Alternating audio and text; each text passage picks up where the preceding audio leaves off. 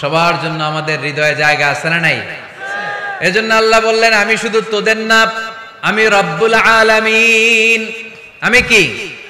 পড়েন, রব্বুল আলামিন, আমাদের রব্বুল আলামিন। সবাই, রব্বুল আলামিন, আমাদের রব্বুল আলামিন। কে গড়েছেন আকাশ মাটি অবাক প্রকৃতি, কে দিয়েছেন ঘুমন্ত রাত মিষ্টি প্রভাতী। কে গড়েছেন আকাশ মাটি অবাক প্রকৃতি, কে দিয়েছেন ঘুমন্ত চাঁদ মিষ্টি প্রভাতী। বিশ্ব নিখিলকার ইশারার ক্ষমতার অধীন, বিশ্ব নিখিলকার ইশারার ক্ষমতার অধীন। রব্বুল আলামিন, আমাদের রব্বুল আলামিন। সবাই পড়েন না, রব্বুল আলামিন, তিনি যে রব্বুল আলামিন। সুবহানাল্লাহ পড়েন। তিনি রব্বুল আলামিন, গোটা বিশ্বের রব। আমাদের নবী রাহমাতাল লিল আলামিন, গোটা বিশ্বের রহমত। আমাদের কোরআন যিকরা লিল আলামিন, গোটা বিশ্বের জন্য জিকির। যে কেউ কোরআন থেকে শিখার সুযোগ আছে না নাই? অনেক খ্রিস্টানও কোরআন পড়ে, অনেক ইহুদিও কোরআন পড়ে, অনেক নাস্তিকও কোরআন পড়ে। কোরআনের ইংরেজি ট্রান্সলেশন আছে না নাই? উর্দু ট্রান্সলেশন আছে না নাই? ফ্রেঞ্চ ভাষায় কোরআন আছে না নাই? পৃথিবীর ৭০টারও বেশি ভাষায় আল্লাহর এই কোরআনের অনুবাদ হয়ে গিয়েছে। চিল্লায় এখন সুবহানাল্লাহ। এটা সবার, এজন্য এটাকে বলে ইউনিভার্সাল রিলিজিয়ন। ইসলামের ৫ নাম্বার বৈশিষ্ট্যের নাম হচ্ছে আত-তাইসির। খুবই গুরুত্বপূর্ণ বৈশিষ্ট্য, খুলনার যুবকেরা খেয়াল করে শোনো। আত-তাইসির মানে হচ্ছে সহজ। আত-তাইসির মানে ইসলাম মানা কঠিন না সহজ?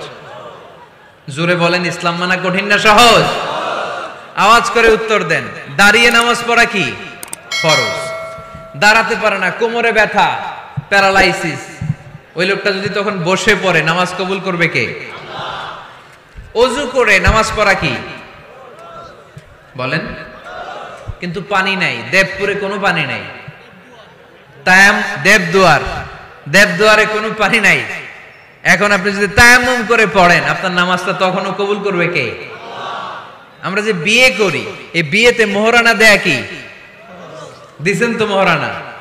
যারা যারা বিয়ে করছেন, এখন কোনো আওয়াজ নাই। কয় হুজুর মাফ চাইয়া লইছি, বাসর রাতে আমারে মাফ করে দিছে। বাসর রাতে ভালোবাসবেন, ওই দিন কি মাফ চাইবেন? হ্যাঁ, আহা কপাল পোড়া। ওয়াতুন নিসা সাদাকাতিহিন্না নিহলা, সন্তুষ্ট চিত্তে মোহরানা দিয়ে দাও, ফরজ। কিন্তু মোহরানা দেওয়ার সুযোগ নাই, টাকা নাই। এক সাহাবীর জীবনে তাই ঘটেছে। আল্লাহ রাসূল সাল্লাল্লাহু আলাইহি ওয়াসাল্লামের কাছে এসে বললেন, ইয়া রাসূলুল্লাহ, বিয়ে করব। রাসূল সাল্লাল্লাহু আলাইহি ওয়াসাল্লাম বললেন, মোহর আছে?